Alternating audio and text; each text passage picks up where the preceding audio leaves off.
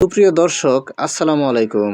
আজকের ভিডিওতে আমরা জুনিয়র বৃত্তি পরীক্ষা 2025-এর 31/12/2025 খ্রিস্টাব্দ তারিখের পরীক্ষা স্থগিত সংক্রান্ত বিজ্ঞপ্তিটি নিয়ে আলোচনা করব।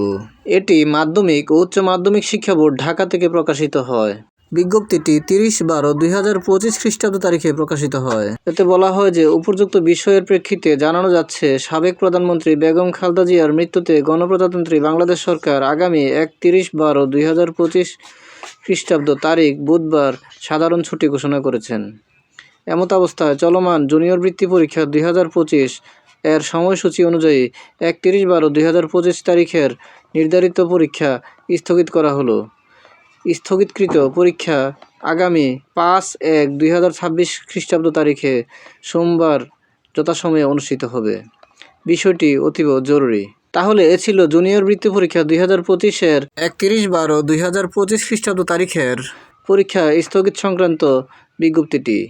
ভিডিওটি ভালো লাগলে লাইক, কমেন্ট ও শেয়ার করে দিবেন এবং চ্যানেলটি সাবস্ক্রাইব করে পাশে থাকার অনুরোধ জানিয়ে সকলের সুস্বাস্থ্য কামনা করে এখানেই শেষ করছি। আসসালামু আলাইকুম।